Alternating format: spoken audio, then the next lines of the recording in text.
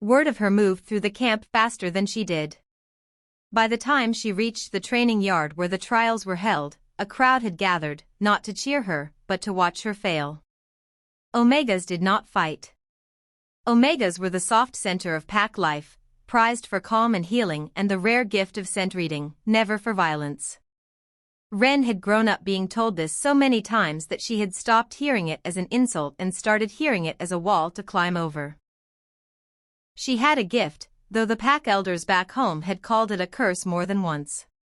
She could read a fighting body the way other wolves read weather. The shift of weight before a strike, the half-second hitch in breath before a feint, the specific way fear or confidence changed the smell coming off a person's skin. She could not outmuscle an alpha. She had never tried to. She had spent her whole life learning to see the strike before it landed and be somewhere else when it did. The first trial match put her against a beta named Orsk, twice her weight, who spent most of the bout laughing at her instead of fighting her, which was his mistake. She read the exact moment his laughter turned into a real committed lunge, sidestepped, and put the flat of her cracked sword across the back of his knee hard enough to drop him face first into the dirt. The crowd stopped laughing. 2 more matches went the same way. Not because Ren was stronger. She was never stronger. She was simply never where the blow expected her to be, and by the time her opponents understood that, they were already on the ground with her blade at their throat. By the 4th match, the crowd noise had changed entirely, curiosity replacing contempt, and that was when Kale Draven, Alpha King of the Iron Fang Court, stepped down from the raised platform where he had been watching in silence, and the entire yard went quiet at once, the way a forest goes quiet when a larger predator enters it. Kale was the kind of alpha that stories were built around long before anyone met him and turned out true anyway. Dark-haired, scarred along one jaw from a fight nobody survived to brag about except him, and carrying himself with the stillness of a man who had learned early that wasted motion got soldiers killed. He had ruled the Iron Fang Court for 9 years, since the war that took his father, and in 9 years no one, healer, guard, or bedmate, had been permitted to touch him once the fighting ended and the change took him. His personal guard called it the king's rule, spoken like scripture, and everyone in the camp had learned not to test it after the one man who tried lost 3 fingers to a wolf that had not fully remembered it was a king yet. He walked to the edge of the fighting circle and studied Ren the way he might study a blade he was deciding whether to trust in battle. She did not look away, and she did not kneel, which several people in the crowd audibly gasped at. "An omega in my culling trials," Kale said. His voice carried without him raising it, the particular authority of a man who had never once needed to shout to be heard. "Explain to me why I should not have you removed for insulting the seriousness of this selection." "Because I have won 4 matches against fighters twice my size," Ren said, "and because you are watching me right now instead of having me removed, which tells me some part of you already wants to see what I do next." Ren had grown up in a small border pack far from the Iron Fang capital, a place where omegas were kept close to the hearth fires and taught herb lore and gentle diplomacy and very little else, and where her mother had spent years quietly teaching her daughter to read the small tells of a body in motion, not for combat, but because a good healer needed to know pain before it was spoken aloud. It was her mother who first noticed the girl's uncanny gift for scent and pattern, the way she could tell a fever was coming a full day before it broke, the way she could tell a fight was about to happen in a crowded hall before either party had raised their voice. Her mother called it a healer's gift. Ren, watching the pack's young alphas train in the yard every morning from behind a fence she was never permitted to cross, had quietly decided it was a fighter's gift instead, and had spent years teaching herself alone, in secret, after the fires had banked and the pack had gone to sleep, until the day she heard of a king's culling trials open to any wolf of any rank, and packed a bag before she had finished deciding whether the plan was wise. A ripple of shocked laughter went through the nearest onlookers, quickly smothered. Nobody spoke to the Alpha King that way. Kale's expression did not change, but something in his eyes did, a narrowing that was not quite anger and not quite amusement, something colder and more interested than either. "You have a smart mouth for someone standing in front of a king," he said. I have an honest mouth, Ren corrected. There is a difference, and I think you are tired of only hearing the first kind. He watched her a moment longer, and then, to the visible shock of every commander standing near the platform, he gestured for the trials to continue, and walked back to his seat without another word, though more than one soldier near enough to see his face swore afterward that the corner of his mouth had moved in something that was almost, though not quite, the beginning of a smile. The rest of that first day passed in a blur of dust and steel, and by evening Ren's name had traveled the entire camp, spoken in tones ranging from disbelief to a grudging, uneasy respect. She ate alone that night, as she had every night since arriving, seated apart from the fires where the other finalists gathered, because no one quite knew what to do with an Omega who fought like that, and she found she did not mind the distance nearly as much as she once might have. She had spent her whole life being kept apart. At least here, the distance came with a measure of fear instead of pity, and fear, she had learned, was a great deal easier to work with. Kale allowed her to stay in the trials, not out of mercy, he made clear, but because removing her now would look like fear, and he refused to let a camp full of soldiers believe their king feared a girl with a broken sword. That was the story he told his commanders that night. It was not entirely true, and he knew it was not entirely true, which irritated him more than the girl herself did. Ren won her 5th match at dusk, and her 6th the following morning, and by the 3rd day of trials she stood in the final 8, the only Omega ever to reach that stage in the history of the Iron Fang court. The other finalists were furious. 2 of them cornered her behind the supply tents the night before the final round, intending to make sure she did not walk into that circle at all. She heard them before she saw them, the particular staggered rhythm of 2 men trying to move quietly and failing, and she had already read the layout of the space, the low crates to her left, the gap between tents to her right, before the first one grabbed for her shoulder. She was not there when his hand closed. She had already turned, using his own grip as a pivot point, and drove her elbow into his ribs hard enough to fold him. The second came in low, expecting her to retreat, and instead she stepped into him, inside the reach of his swinging arm, and used the momentum of his own charge to send him into the crates behind her. By the time camp guards arrived, drawn by the noise, both men were on the ground and Ren was standing over them, breathing hard but upright, and it was Kale himself who arrived a moment after the guards, having felt the disturbance in his own camp the way an alpha feels danger near his territory, an old instinct that had never once been wrong.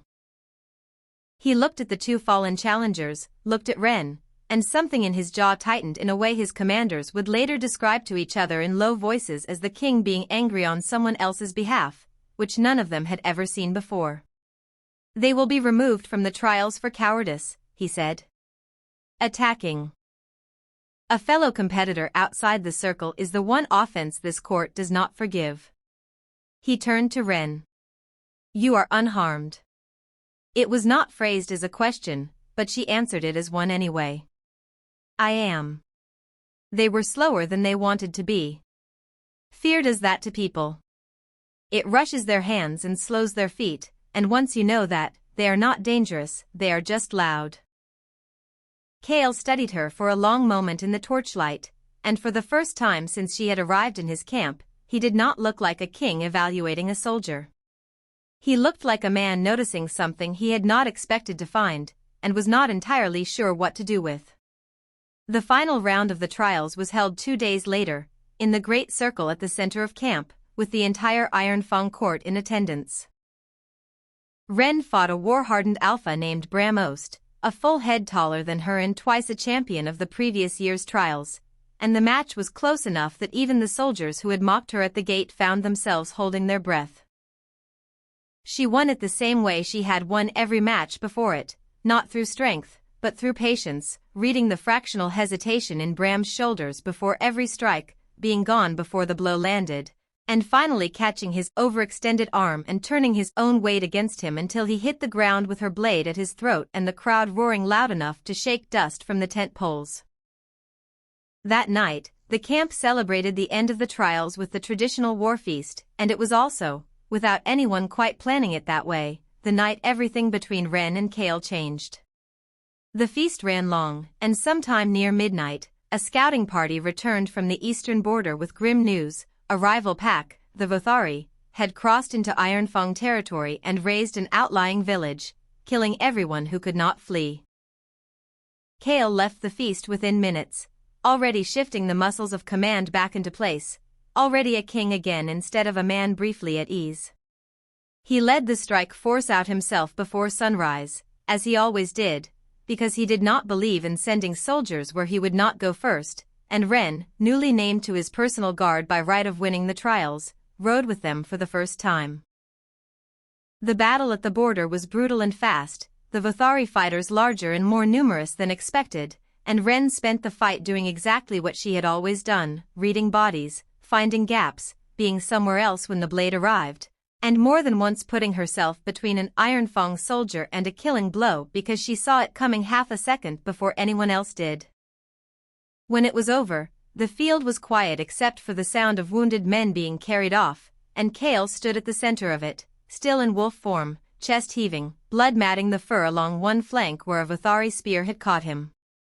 His own healers approached, as they always did, and as they always did, he snarled them back with a sound that came from somewhere ancient and unbending, a warning that had held for 9 years without exception.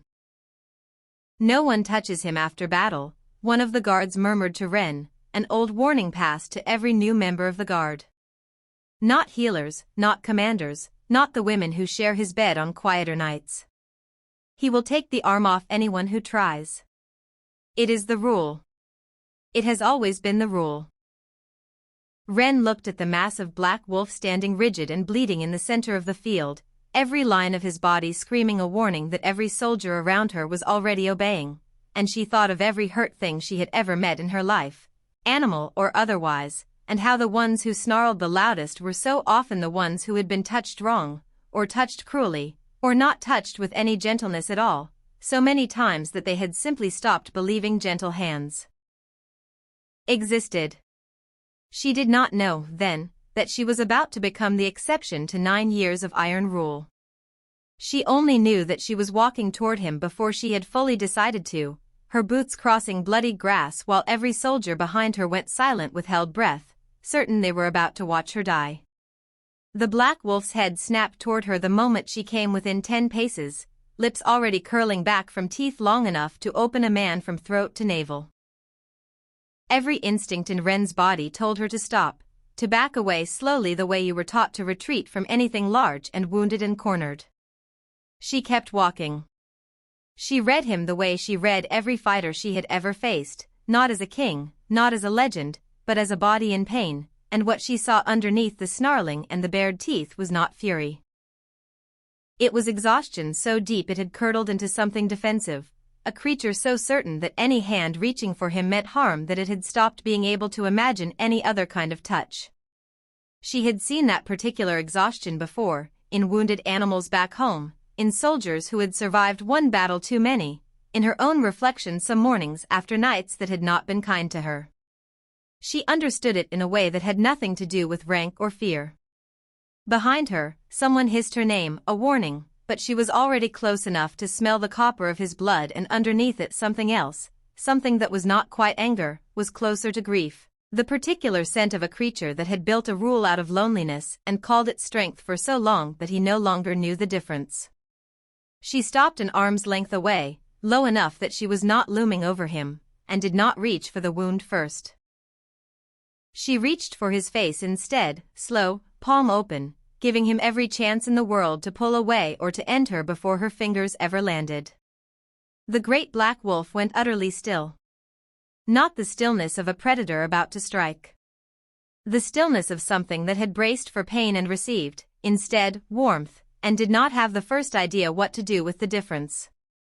His breath, which had been coming in ragged snarling pulls, slowed. The rigid line of his shoulders eased by a fraction that anyone watching would have called impossible an hour earlier. Ren moved her hand down, slow as poured honey, until her palm rested flat against the torn fur and hot blood at his flank, directly over the wound the healers had been forbidden from touching. She did not flinch from the blood. She pressed just enough to slow the bleeding, the way any field medic would, and murmured something low, not words exactly, just sound, the kind of low steady tone you use to calm something wild and frightened. And the wolf that had taken fingers from a healer for daring to approach him after battle lowered his great head until it rested, impossibly, against her shoulder.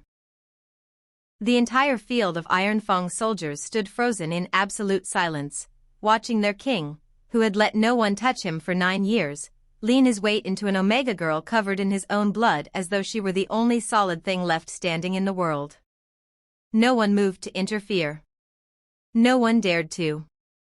Even the guard who had warned Ren away stood with his mouth open, watching 9 years of iron rule dissolve in real time in front of 200 witnesses.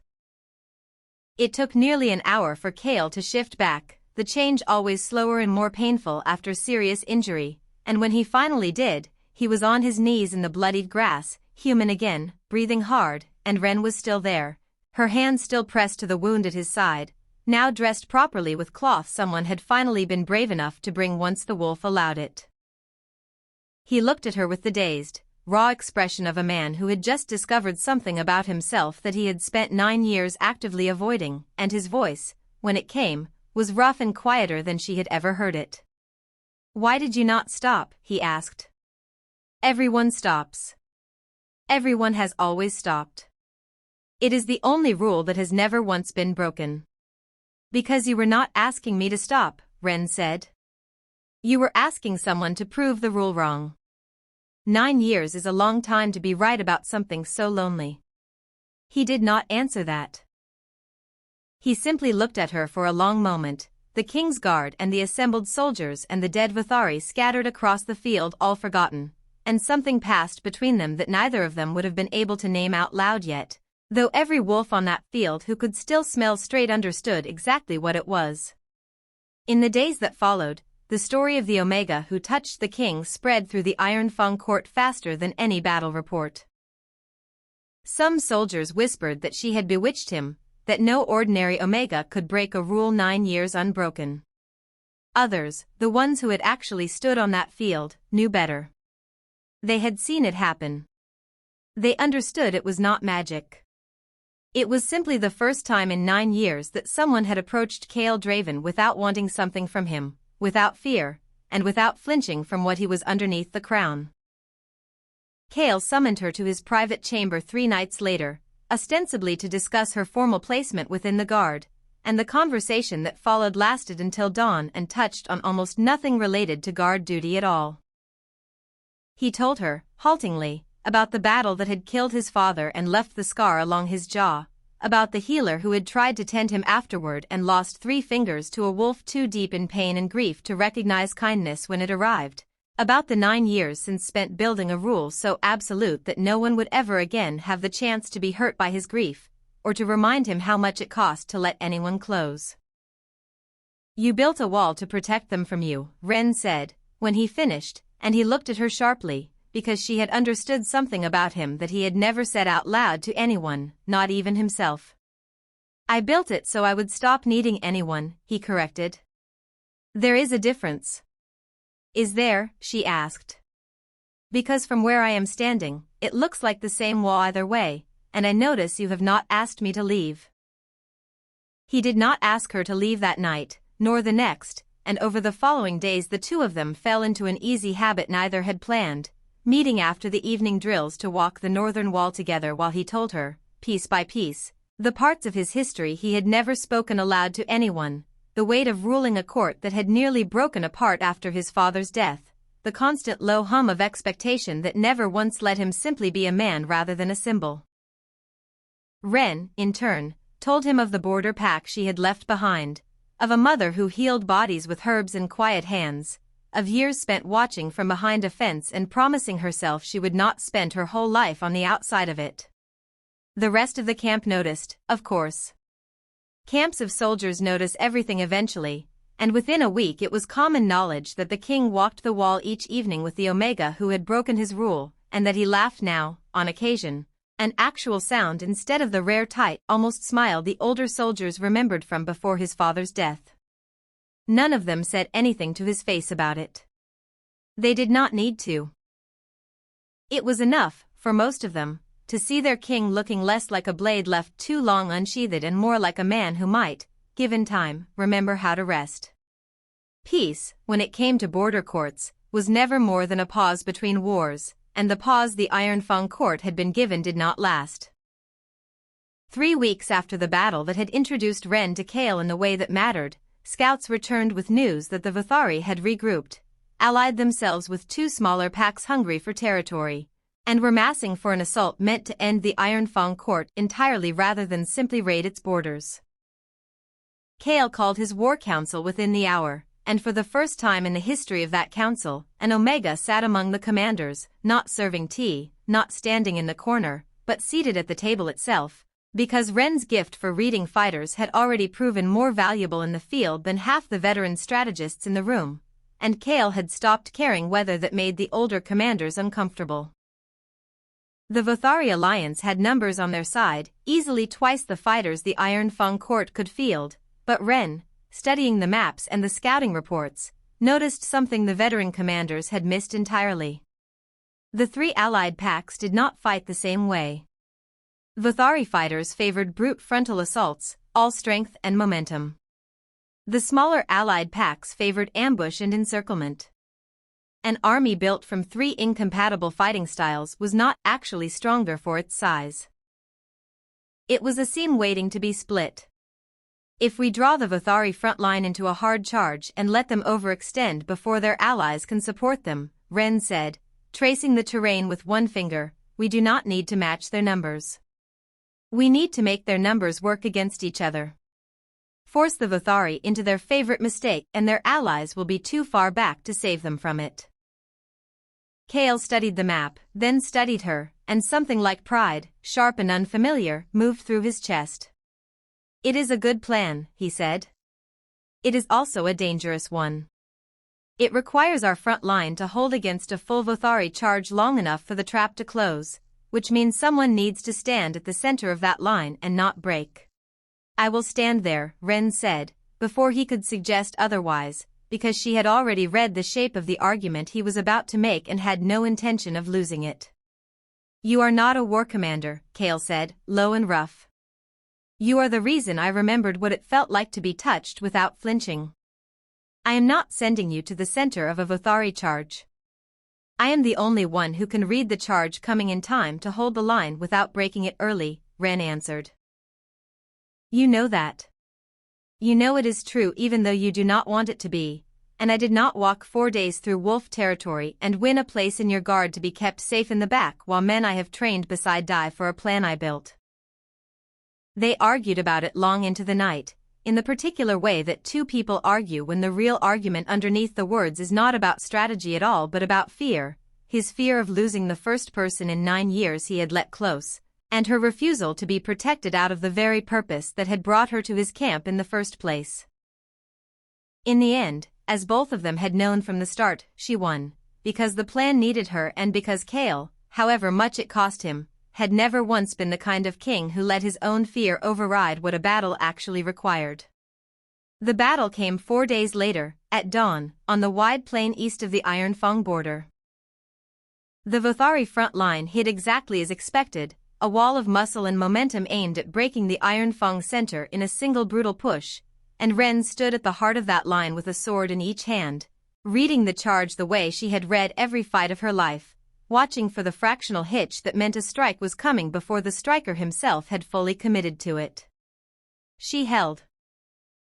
Not through strength, because she had never had that kind of strength, but through the same patient precision that had carried her through every trial and every battle since, being gone from where the blow expected her, finding the half-second gaps, buying the line time it needed to hold without breaking, while behind the plain Kale led the flanking force in a wide arc meant to catch the overextended Vathari charge exactly as the smaller allied packs, too far back and too different in temperament, failed to arrive in time to save them. For nearly an hour the center line held under a weight of steel and muscle that should, by every reasonable measure, have broken it in the first 10 minutes, and Ren felt the strain of that hour in every muscle of her body. The particular deep exhaustion of a gift that required total unbroken focus, the smallest lapse in attention meaning the difference between a soldier beside her living or dying. She read 40 strikes, 50, lost count somewhere past 60, her twin blades moving less like weapons and more like extensions of the same instinct that had once told her a fever was coming a day before it broke. And around her the iron thong line bent and staggered and somehow, impossibly, did not shatter, because the girl at its center refused to let it. The trap closed almost exactly as Ren had drawn it on the map 3 nights before. The Vothari front line, deep in Iron Fang territory and cut off from support, broke first, and once the largest force in the field faltered, the smaller allied packs, never truly loyal to the alliance beyond their own advantage, began pulling back rather than dying for a cause not their own. It should have been a clean victory. It nearly was. But in the last chaotic minutes of the retreat, as the Iron Fang line pushed forward to finish breaking the Vothari front, a wounded Vothari commander, already dying, already beyond any hope of surviving the field, made one final desperate lunge, not at Kale, whom he could not reach, but at the Omega girl standing at the center of the line that had ruined his army's numbers.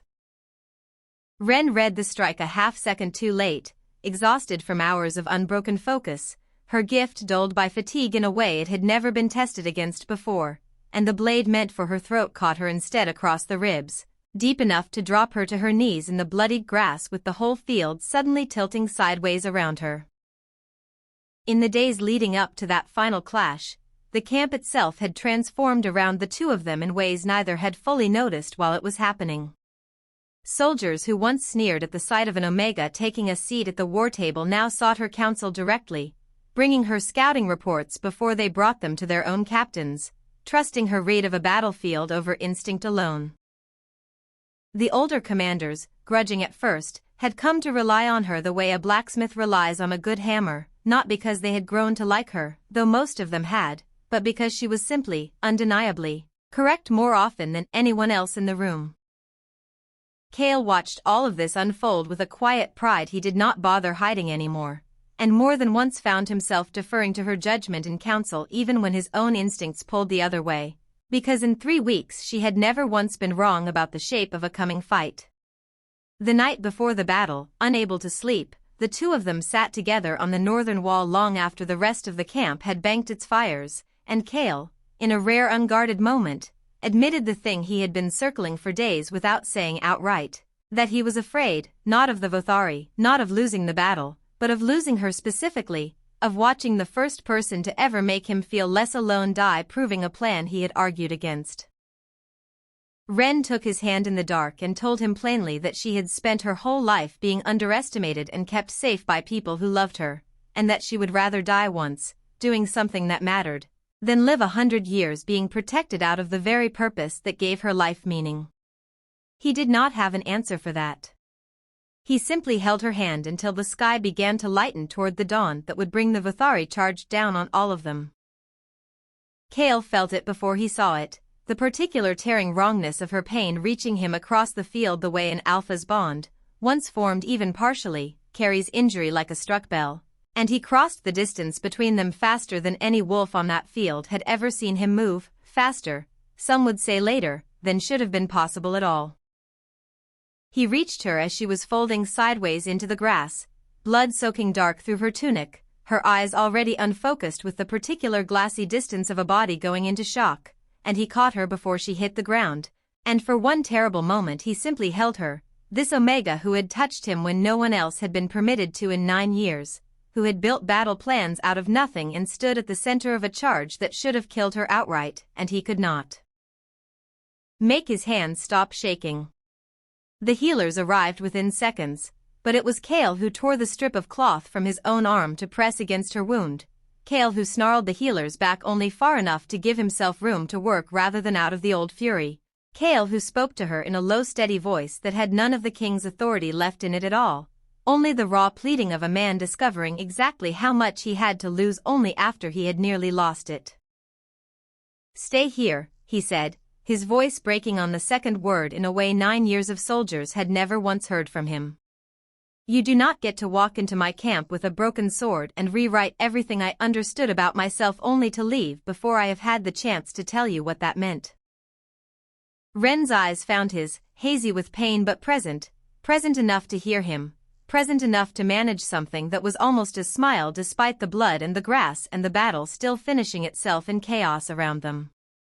"You are terrible at declarations," she said, her voice thin but not without its familiar edge, for a king. "I have had very little practice," he said. "I built a rule specifically to avoid needing any."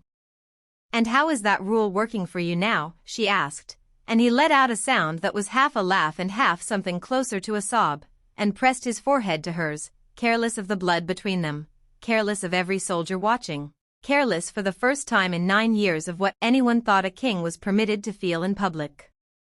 The healers worked through the night. The wound was deep, but it had missed anything that could not be mended by skilled hands in time, and by the time the sun rose fully over the plain, Wren was breathing steady and asleep, and Kale had not left her side once, had not permitted anyone else to touch the bandages, had sat through the entire night holding her hand as though letting go might undo whatever fragile thing had been built between them in the space of a few short brutal weeks. When she woke, 2 days later, in the king's own chamber rather than the healer's tents, the first thing she saw was him asleep upright in a chair pulled close to the bed, still in the same blood-streaked clothes from the battlefield, having refused every suggestion that he rest properly elsewhere while she was unconscious. "You look terrible," she said, and he woke instantly, the particular light sleep of a soldier who had spent 9 years never fully letting his guard down, and the relief that crossed his face at the sound of her voice was not something a king was supposed to let anyone see, and he let her see it anyway. "You nearly died proving a battle plan I told you not to risk your life for," he said. "I believe that earns me the right to look however terrible I want." They spoke for a long while after that, of the battle, of the Vothari alliance now broken and scattered, of the 3 weeks that had passed since she first walked through his camp gate with a cracked sword and no fear of a king who terrified everyone else who met him, and somewhere in that conversation, without either of them making it into the grand formal declaration the court would later insist on, they simply agreed, quietly, that whatever this was between them, it was not ending when her wound healed. The formal announcement came a month later, in front of the assembled Ironfang court, and it was not the announcement anyone had expected when Wren first arrived at the gate and been told an Omega had no place carrying a blade into a king's camp. Kale Draven, Alpha King of the Ironfang court, stood before his people and named Wren Calder not merely a member of his personal guard, not merely his commander of strategy, but his chosen mate, the only wolf in 9 years permitted to touch him freely, in battle or after it, in grief or in peace, for as long as either of them lived. The old rule was never formally abolished. It did not need to be. Everyone in the Ironfang court understood, without anyone saying it directly, that the rule had never truly been about who was allowed to touch the king after battle. It had been about who Kale Draven had, until the day an Omega with a broken sword refused to kneel, believed he did not deserve to let close at all. Wren Calder proved every soldier who had laughed at the gate wrong many times over in the years that followed, in trials and in war councils and on more than one battlefield where her gift for reading a fight before it happened saved lives that brute strength alone never could have. But the victory she would always consider the truest was smaller than any battle, quieter than any trial. It was the first night she pressed her palm to a wounded king's side and felt, beneath the blood and the fury in 9 years of iron rule, something in him finally go still, and stay still, because for the first time since his father's death, he had found a hand he did not need to fear. In the seasons that followed, the Ironfang court changed in small quiet ways that no formal decree could have accomplished. Other packs, hearing the story of the Omega who fought her way into a king's guard and then into his heart, began sending their own overlooked daughters and sons to the Ironfang trials, wolves with unusual gifts and low rank who had spent their whole lives being told to stay small. Wren made a point of meeting each of them personally, of telling them plainly what she wished someone had told her before that long walk through wolf territory, that rank was a cage built by people too comfortable to imagine another way of living, and that the only real measure of a wolf was what they did when the fighting started and everyone else expected them to fail. Kale, for his part, never did formally strike down the old rule that had governed his court for 9 years, but he did not need to. Every soldier who had stood on that battlefield and watched their king press his forehead to a bleeding Omega's own, careless of who was watching, understood that the rule had quietly become something new, not a wall keeping the world out, but a promise kept for exactly one person, freely given rather than demanded, which was, they all eventually agreed, a far stronger thing than any rule built from fear could ever have been.